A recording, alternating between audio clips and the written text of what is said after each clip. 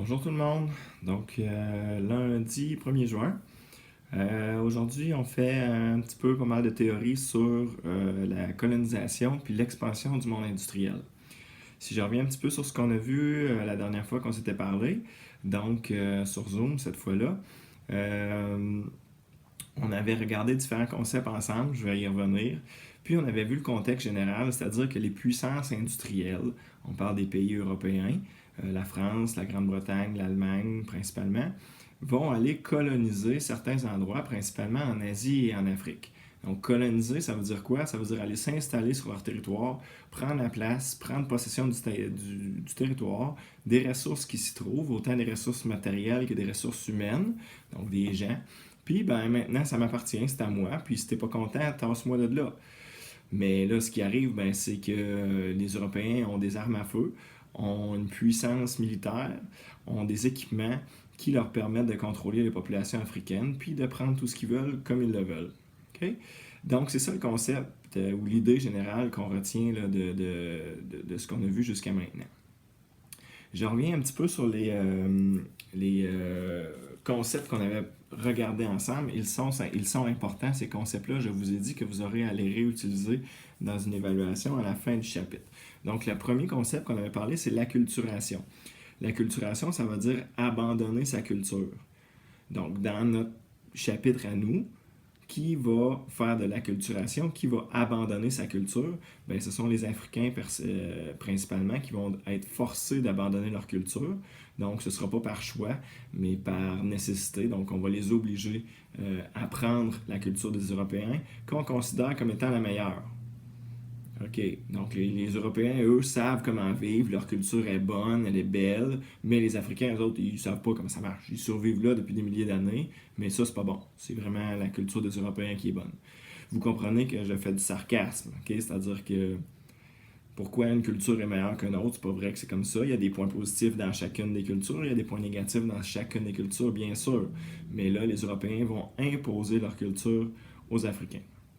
On avait parlé aussi de nationalisme, c'est un autre concept. Donc le nationalisme, c'est d'être fier de sa nation puis de se penser bon. Donc on avait dit, si vous vous souvenez, que les Américains, eux, se pensent bons. Le drapeau américain flotte partout, ils sont très fiers d'être américains, etc. Donc c'est ça le nationalisme. On avait parlé de métropole. Une métropole, c'est une puissance. Une métropole en secondaire 1, en histoire, en géo, pardon, là, c'est Montréal. Montréal est une métropole, en géo de secondaire 1. Là, on n'est plus en géo de secondaire 1, on est en histoire de secondaire 2, donc en histoire de secondaire 2, une métropole, c'est une puissance qui va aller coloniser un autre territoire. On avait vu ça quand on avait parlé du commerce triangulaire là, en histoire, donc avant les fêtes à peu près, donc si vous vous souvenez. Donc une métropole, c'est une puissance européenne qui va coloniser. La colonisation, c'est quoi? C'est un autre concept, là. Donc colonisation, c'est s'installer sur un autre territoire, le dominer, l'exploiter, etc. La discrimination, c'est peut-être le plus facile, c'est le fait de ne pas traiter tout le monde également. Donc, dans notre exemple, dans notre chapitre à nous, ce sont les Africains qui seront, et les Asiatiques, mais surtout les Africains qui vont être victimes de discrimination. Puis finalement, l'impérialisme. Ben, l'impérialisme, c'est de fonder des colonies, c'est de s'installer, de développer et de construire un empire. C'est ça le mot qui est derrière impérialisme, c'est le mot empire. Donc un empire, c'est quoi? Ben, c'est pas juste un territoire qui est fort, c'est un territoire qui est fort, mais aussi plein de petits territoires alentours qui sont reliés. Si vous pensez à l'Empire romain, okay, donc oui, c'était parti de Rome, ça va, mais ils avaient colonisé tout le tour de la Méditerranée, ils avaient répandu leur mode de vie, leur façon de s'habiller, leur langue, etc. etc. Donc, c'est ça l'impérialisme. Ça va? Donc, c'est nos idées générales là, pour ce chapitre-là. Sans plus tarder, je vais aller dans mon cahier d'activité. Donc, je vous invite à faire la même chose. On va surligner, puis on va regarder ça. Tu sais, si ça va trop vite, tu payes sur pause. Si tu veux réécrire les définitions des concepts que je viens de te dire, tu payes sur pause. Tu recules, tu avances. C'est ça la beauté des vidéos YouTube que je vous envoie. Donc, gère-le comme tu veux. Okay? Tu n'es pas obligé de tout regarder d'une traite si tu trouves ça trop long. Tu as envie de pipi, paye sur pause. Okay? C'est pas compliqué. Donc, on a des avantages à fonctionner comme ça. Fait que je m'en vais dans mon cahier. On avait regardé jusqu'à la page 165. Donc, on avait regardé la carte qui était à la page 65 pour situer un petit peu les territoires. Aujourd'hui, on va se rendre jusqu'à 175. Donc, on va faire une dizaine de pages, surligner certaines choses. Puis, on avance là-dedans pour voir notre théorie puis voir tout ce qu'on a à voir. Donc, je m'en vais dans ma zone CEC. Moi, mon cahier est déjà ouvert. Donc, on va y aller comme ça. C'était la carte avec laquelle on s'était laissé. Donc, on avait placé l'Europe, l'Afrique, l'Amérique, l'Asie, l'Océanie, l'Antarctique. Donc, nos continents, ils sont placés sur notre carte. On avait fait un X. Ah, en fait, non, on n'a pas fait ça. On a fait ça et collant les deux puissances colonisatrices. Ben, on avait dit que c'est surtout la France et la Grande-Bretagne. Donc, on les voit en bleu sur ma carte. Puis finalement, encercle les noms des 3 continents colonisés. Donc, les Britanniques et les Français vont surtout coloniser l'Afrique, l'Asie et l'Océanie. Mais je pourrais mettre encore plus d'emphase sur l'Afrique. Donc, c'est surtout en Afrique que la colonisation va faire des ravages, etc. Tu sais, des fois, on se pose des questions. Pourquoi en Afrique, ils sont mal foutus aujourd'hui? Ben, on a peut-être une partie de la réponse, là, parce qu'ils ont été exploités par des gens pendant des dizaines, voire des centaines d'années. Donc, à un moment donné, ça fait des dégâts. On va à la page 166. À la page 166, il n'y a pas grand-chose à faire là, sauf le numéro 6. Donc, le numéro 6, je veux absolument que tu le fasses. On va y revenir ensemble. Je vais te poser des questions dans le Zoom là-dessus. Fait que je veux que tu l'aies fait, comme ça, tu vas être capable de me répondre, puis tu seras pas mal pris si je vais te chercher pour répondre à ma question. Okay? Donc, on cherche des causes de la colonisation. On en a parlé, il y avait des motifs économiques, il y avait des motifs politiques, puis il y avait des motifs sociaux. Des causes, c'est comme des motifs. Donc, on peut s'écrire ça, là. Bon, donc, je pense que dans la théorie, c'était écrit des motifs. J'avais fait souligner ça, mais des causes puis des motifs, c'est la même chose. Okay? Donc, des motifs économiques, politiques et sociaux qu'on doit aller chercher. 7, on ne touche pas à ça. À la page 167, les définitions des concepts, on les a pas mal déjà faites. Okay? Donc, on les a écrits quelque part. Tu dois les avoir décrits à quelque part. Je te les ai redits au début. Si tu ne les as pas décrits à quelque part, ben, retourne en arrière puis va l'écrire ce que je t'ai dit. Okay? Donc, il faut que ce soit clair pour vous. C'est quoi le nationalisme, c'est quoi la discrimination, etc. Donc, rien d'autre de spécial là. Je m'en vais à la page 168. Okay? Je t'invite à surligner là, au fur et à mesure, pas tout d'une shot. Là, tu vois qu'il y a plein de choses de surligner. Là. Prends ton temps, je vais y aller doucement. Puis je vais lire à mesure que je descends au travers des informations. Donc, on nous demande dans le haut, dans le petit encadré du haut, comment l'Europe a-t-elle colonisé l'Afrique? Donc, on dit que le continent africain, l'Europe l'aura exploré et en aura pris presque entièrement possession. Donc, cette colonisation est sanglante. Les Européens soumettent le peuple africain par la force des armes. Les principaux pays colonisateurs de l'Afrique sont la France, le Royaume-Uni, qui est la Grande-Bretagne ou l'Angleterre, c'est la même chose, la Belgique et l'Allemagne. Donc, ce sont des puissances industrielles. Ces 4 ou 5 pays-là sont des puissances industrielles. C'est ça le titre du chapitre, l'expansion du monde industriel. Donc, le monde industriel qui prend de l'ampleur. Okay? Je m'en vais dans la colonne de gauche. Donc, on parle de l'exploration de l'Afrique. Donc, on dit que l'Afrique recèle de nombreuses richesses naturelles, dont le minerai, donc de l'or, du diamant, du cuivre, etc. Aussi de l'ivoire, et du bois. Donc, de l'ivoire pour en faire des bijoux, par exemple. Le bois pour construire des navires qui vont permettre de mieux exploiter. Parce que là, on va aller chercher des richesses naturelles, c'est correct, mais comment est-ce qu'on va les ramener en Europe? Ben, c'est souvent par navire. Donc, on ne construit pas encore des navires en métal. Ça va venir, mais on n'est pas tout à fait rendu là encore. Donc, pour construire nos navires, on a besoin de bois. Puis construire des maisons, on utilise encore le bois aujourd'hui. L'or, le diamant, le cuivre. On pourrait rajouter à ça le caoutchouc. Le caoutchouc qui, maintenant, on commence à construire des voitures tranquillement pas vite et les pneus des voitures sont faits en caoutchouc. Et le caoutchouc vient de la sève d'un arbre qui s'appelle l'hévéa. Donc, c'est comme nos érables. Donc, on fait une entaille, puis on recueille la sève, et cette sève-là entre dans la composition du caoutchouc, donc on a besoin de ça. Cet arbre-là, l'EVA, H-E-V-E-A, ne pousse pas en Europe, donc on a besoin on a besoin de cette ressource-là qui se trouve seulement en Afrique. Je m'en vais dans la deuxième colonne. On dit le sol et le climat, ils sont aussi propices à la culture du café, du coton, de la canne à sucre, des arachides, du poivre, des piments et des arbres à caoutchouc. Donc plein de choses qui ne peuvent pas pousser en Europe. Donc on est obligé d'aller... bref, on va chercher ces produits-là en Afrique, puis on va les revendre en Europe, faire de l'argent avec ça. Okay? Dernier paragraphe. Qui est souligné, on dit que l'exploration de l'Afrique progresse sans le consentement des Africains qui n'ont pas d'armes à feu comme les Européens et ne peuvent donc pas s'opposer à leur venue. Partout où les gens sont arrivés avec des armes ou des technologies supérieures aux autres, les gens ont été obligés de se tasser. Donc, on l'a vu en Amérique avec les Blancs qui sont arrivés avec des armes à feu. Les Amérindiens n'avaient pas ça. Les Amérindiens, on les a clenchés. Ils sont plus là, ou presque. C'est la même chose, là... en Afrique. Donc, on a une technologie qui nous permet d'avoir une avance sur les autres. C'est une technologie supérieure qui a permis de mettre fin à la Deuxième Guerre mondiale. Les Américains avaient la bombe atomique. C'était les seuls qui avaient cette arme-là. Donc, les autres, quand ils ont vu cette arme-là et tous les dégâts que ça faisait, on dit non, on peut pas jouer contre ça, ça n'a pas de bon sens. Donc, ils ont abandonné tout simplement. Donc, c'est important d'avoir une avance technologique sur les autres. C'est ça, c'est crucial. Et dans ce cas-ci, ce sont les armes à feu. Donc, on voit des explorateurs, on voit des tracés d'explorateurs. Vous voyez dans la légende en bas à gauche là, le nom des explorateurs, puis quelles régions ont été explorées.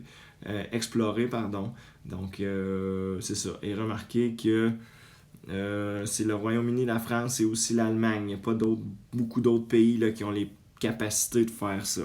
Okay? Donc, c'est surtout ces trois puissances-là qui vont... coloniser puis explorer. Je m'en vais à 169. À 169, on parle de la conférence de Berlin. La conférence de Berlin est super importante. Je m'en vais un petit peu plus loin pour vous l'expliquer avec l'image qu'il y a ici. Okay? Donc là, j'ai mis, je suis à la page 170. J'ai encerclé le numéro 5. Je vais y revenir.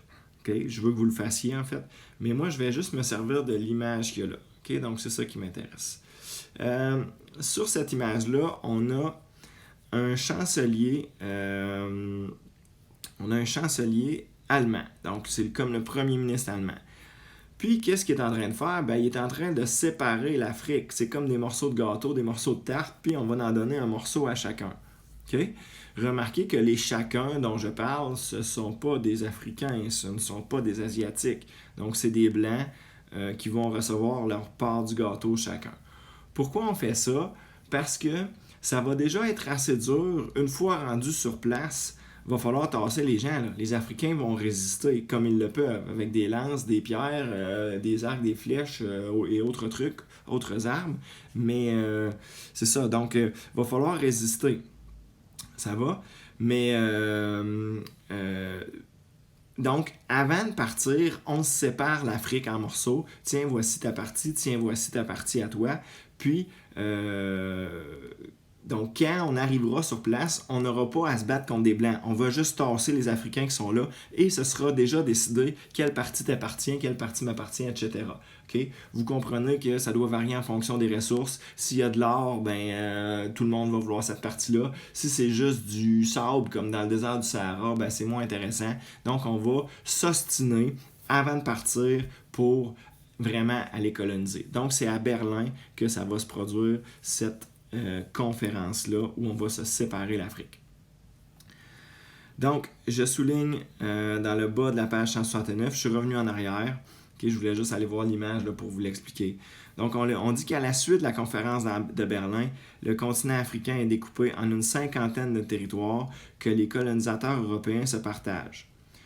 Ce découpage ne tient pas compte des groupes ethniques et religieux africains qui y vivent, ce qui engendrera des difficultés par la suite. Donc, on se fout des gens qu'il y a là, on se fout que ma tante, elle vit l'autre bord, ça ne me dérange pas. Maintenant, La frontière, elle passe là. C'est moi qui ai décidé ça et c'est comme ça que ça fonctionne. Puis non, tu peux plus aller de l'autre bord. Ben oui, mais ma famille est de l'autre bord, moi, j'aimerais ça. Non, tu t'as pas compris. Maintenant, c'est ça le territoire, tu peux plus bouger de là. Puis c'est rendu mon territoire. Ce n'est plus ton territoire. Donc c'est moi qui décide ce qui se passe ici. OK? Donc on se fout des gens qui sont là et de leur réalité. Je m'en vais à la page 170. Page 170, je vais vous demander de faire le numéro 1, donc le numéro 4 et le numéro 5. Donc faites-les encore là, on va y revenir dans le Zoom. Donc je veux que vous regardiez ça puis que vous me donnerez vos réponses à ce moment-là. Ça se peut que tu te trompes, ça se peut que tu l'aies pas bon, c'est pas grave, mais je veux que tu ailles faire l'effort de chercher puis d'essayer de trouver une réponse à ces questions-là. À la page 171, exercice aussi, on ne touche pas à ça. Donc vous voyez là, je vais vite, ok? Mais les numéros que je pointe puis que je vous demande de faire, je veux que vous les fassiez. Okay? On ne les fait pas tous, c'est correct, mais il y en a, ceux que je pointe sont importants. On parle de l'impérialisme européen en Afrique. Donc là, je suis rendu à la page 172. On dit que lorsqu'un État cherche à étendre sa domination sur d'autres pays, on dit qu'il pratique une politique impérialiste. L'exploitation de colonies en Afrique par des pays d'Europe est une forme d'impérialisme. C'est se créer un empire. C'est ce que je vous disais tantôt en début de cours. Là. Okay? On parle de la discrimination raciale en dessous. Donc, on dit que la supériorité technique, commerciale et militaire de l'Europe donne aux Européens le sentiment d'être un peuple supérieur aux autres dans tous les domaines. Ils se pensent bons, les Européens, ils se pensent supérieurs aux autres. Okay? Et on va en voir des exemples tantôt, là. Donc, dans toutes les sphères de la société. Okay? Leur nourriture, elle est meilleure, leur religion, elle est meilleure, leur langue, elle est bien meilleure. Fait que c'est ça que vous allez faire maintenant. Vous allez arrêter de parler vos dialectes africains et vous allez apprendre notre langue. C'est notre langue la meilleure. Okay? Donc, on va imposer ces choses-là au peuple africain. Plus bas, on dit qu'il justifie donc le colonialisme en se donnant pour mission d'apporter la civilisation supérieure de l'Europe aux peuples inférieurs d'Afrique et d'Asie. Bon, ben là, c'est ça. Donc, ils se croient vraiment les meilleurs. On a des exemples ici, puis là, je termine. Là. L'idée de la supériorité des Européens sur les autres peuples entraîne la discrimination à l'égard de ceux-ci, bien sûr. Donc, c'est ça. Par exemple, dans le petit encadré bleu qu'il y a là, on parle dans le dictionnaire Larousse de 1873. C'est dans le dictionnaire. Okay? On dit que les Noirs ont un cerveau plus petit que les Blancs. Donc, ça expliquerait le fait qu'ils soient bien moins développés et qu'ils soient bien moins intelligents. C'est écrit dans le dictionnaire. Vous lirez, si vous voulez, à la page 172, le petit encadré bleu. C'est incroyable quand même. Là. Okay? Donc, on essaie de prouver scientifiquement que des gens soient moins intelligents que d'autres à cause de la taille de leur cerveau. Okay? Donc, vous savez qu'on établit un lien plus ou moins clair, plus ou moins correct entre la taille du cerveau et l'intelligence. Donc, c'est ça, c'est plus ou moins vrai à certains égards, tout ça. On sait que nous, par exemple, notre cerveau, on n'exploite pas au complet, etc. Mais bref, c'était écrit dans le dictionnaire de 1873 que les Noirs avaient un cerveau plus petit, donc qu'ils étaient forcément moins intelligents. Ben, essayez de redire ça aujourd'hui, puis vous allez avoir des problèmes. Si vous suivez l'actualité, vous voyez ce qui se passe aux États-Unis présentement. Je crois que c'est George Floyd, le gars qui a été étouffé par un policier qui s'est agenouillé sur son cou. Ben là, vous avez vu quelles conséquences ça a. Là. Il y a des manifestations partout, puis ça brasse. Hier, dimanche soir, le 31 mai, Donald Trump a tellement eu peur qu'il a fallu qu'il aille se réfugier dans le bunker en dessous de la Maison-Blanche. Ça vous donne une idée comment ça brasse aux États-Unis présentement. Okay? Donc, il n'a pas passé la nuit là, puis il n'est pas enfermé là, mais il a été passé quelques heures là-bas, le temps que les manifestations s'accalment, puis que c'est ça, parce qu'on est en train de l'échapper un petit peu. Là. Okay? Donc, aujourd'hui, ben c'est ça. On tient plus ce discours-là, puis on veut que tout le monde soit égaux. On s'en fout un peu là, de la couleur de ta peau, c'est pas important. Puis quand on prend le temps de parler avec des personnes de partout dans le monde, on se rend compte que ces personnes-là sont exactement comme nous. Okay? C'est la même chose. Donc bref, cette idée-là de supériorité, elle était très répandue à l'époque, même dans le dictionnaire. Okay? C'est assez intense quand même. On tourne à 173.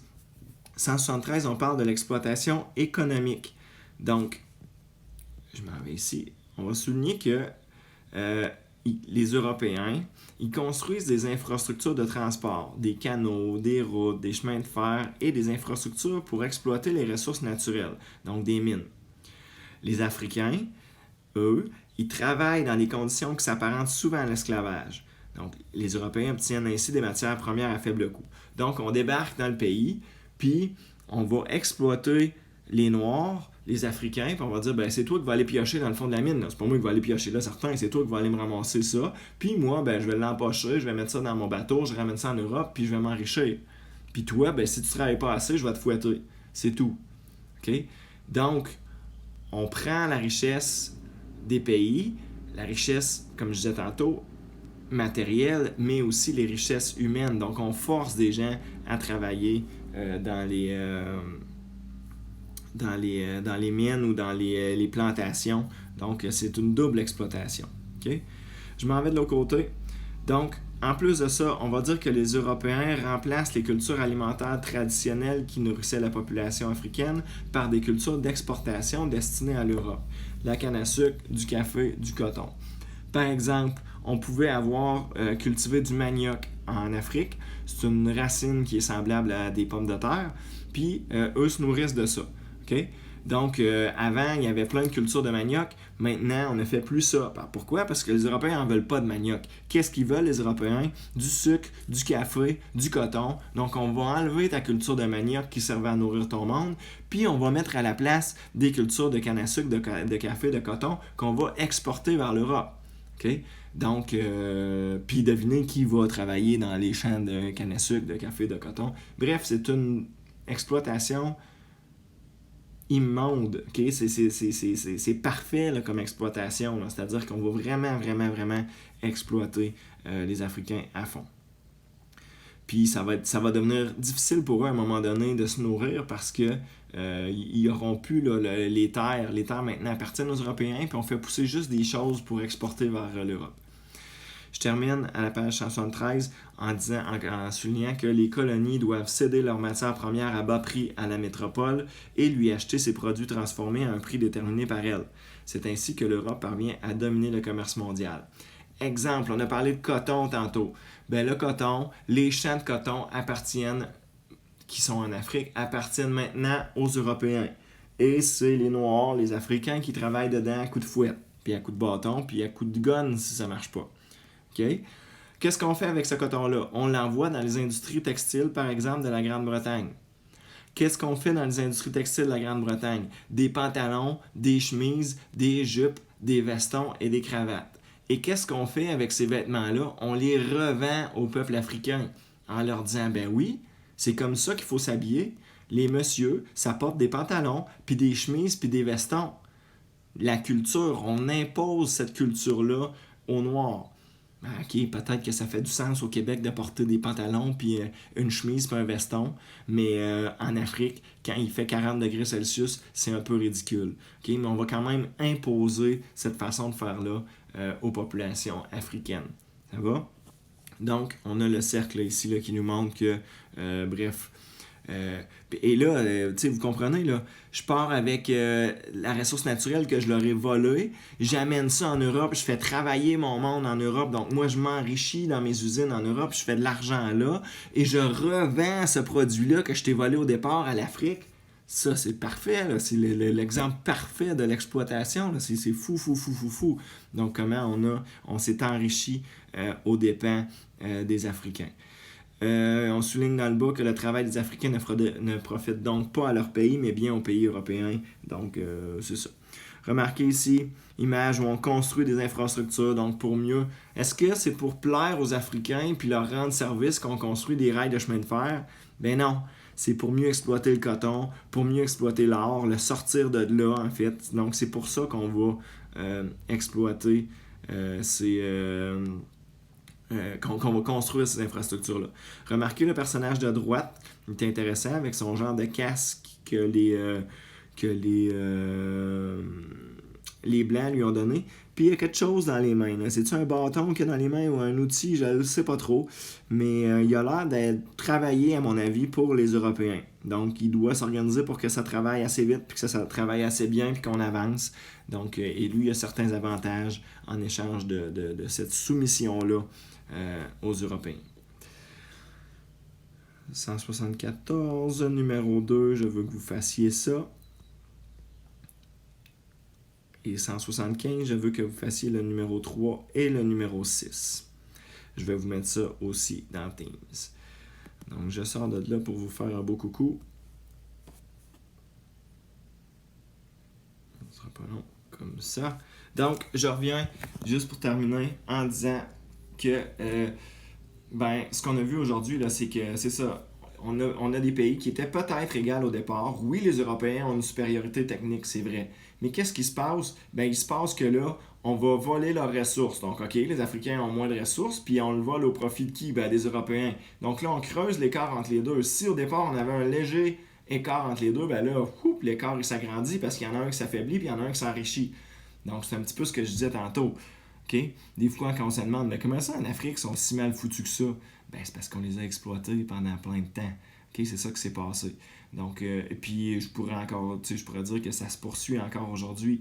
En Afrique, les mines, à 90%, ce sont des mines qui sont exploitées par la Chine et aussi beaucoup par le Canada. Donc, on débarque là. On réussit à corrompre le gouvernement en lui demandant la permission d'aller exploiter sa mine. On lui donne un petit $1 million dans une enveloppe brune. Le gouvernement pogne ça, met ça dans ses poches. Puis oui, là, les compagnies minières canadiennes ont le droit d'exploiter la mine. Okay? Donc, c'est pas tout à fait terminé, cette exploitation-là. C'est malheureux. Je disais souvent à mes élèves que ça devrait être l'amour puis le respect qui mène le monde, mais malheureusement, c'est pas ça. C'est l'argent qui mène le monde. Donc, c'est principalement pour ça que les Européens et les Canadiens en 2020 vont se permettre d'exploiter des ressources ailleurs dans le monde. Donc, pour le portefeuille. Je vous laisse sur ces tristes paroles et ces sombres perspectives d'avenir. C'est pas vrai. Mais bref, je vous laisse là-dessus. Donc, un petit peu de travail pour vous. Puis, c'est ça. Gênez-vous pas. Question, problème, tu m'envoies un courriel. Je vais finir par te répondre, c'est sûr. J'ai beaucoup d'élèves, des élèves de 2, des élèves de 3, des élèves de 5. Mais je vous lâche pas, je suis avec vous. Fait que nous non plus, on lâche pas. On est rendu en juin. C'est bon signe. Fait que, à la prochaine.